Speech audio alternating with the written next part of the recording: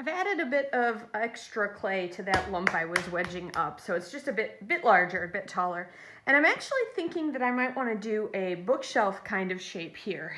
Bookshelf, not big enough for books, but a shelving kind of unit that has an opening here, here, and here. But before I start carving, I actually want to make it a little bit more expressive. I want to have a little bit of curve up here at the top to it. And so I'm just going to kind of sculpt that in.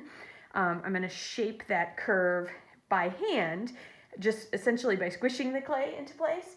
And I can use tools, of course. I can use my rib to help me smooth. The serrated rib is a good one for quick adjustments to shape. And I can carve this as well as I get a little further into the process. But I'm just going to kind of start that shaping here. And I'm going to lay this down to work on it, or at least to begin. I want to map out where my cuts are going to be. I want to have actually a little bit of a foot area. So I'm going to plan to cut a little bit out there. I'm going to plan to cut out a few separate sections, and I'm just kind of mapping them in. The top one can have a bit of a curve to match the shape that the top is. And let me see, I think I'll do 3 openings. You see how I'm kind of guessing at my shaping. Nice thing about clay is if you choose wrong, if you decide you didn't like that cutout, you can always redefine it, wipe it away. This is just, again, being kind of a guide for me. And this is going to stand up this way, but I'm going to carve out the sections. Now, of course, if I'm going to start carving out the sections, I could do it on its back and then flip it up. If I'm going to do it right side up, though, I better carve out the top one before I get to that bottom one.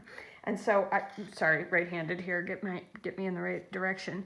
I might have to switch to a smaller loop tool. I can also use a knife to get myself started, although I won't be able to pull it out with the knife. I'll have to get in and cut some kind of angles. So something like this, if I got deep enough, should allow me to pull that out. Now, it's looking a bit of a mess. Look, I cut too far.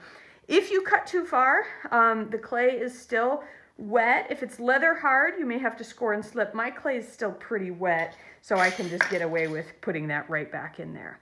And I've decided to flip it on its back, at least for the start here, just because I think the angle's a little bit easier for you to see in the video, a little bit easier for me to see from how I'm standing here next to it. If I was sitting down, might be a little bit easier to do the other way.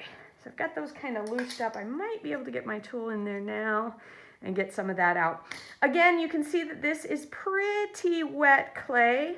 And so I think I'm going to, just like with my other one, I'm going to let this, get it started and let it sit up a bit.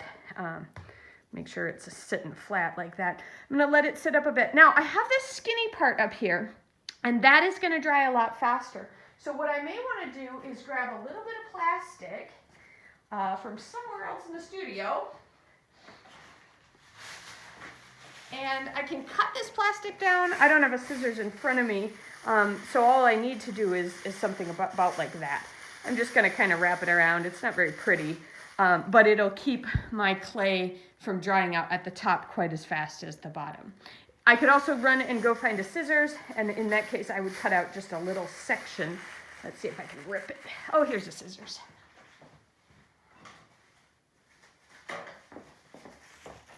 So now I've cut just a little bit of plastic, and now that is more specifically only covering that top part. And so when I come back to this, after going for a walk or taking some time, that one will be drier and at a better stage for cutting.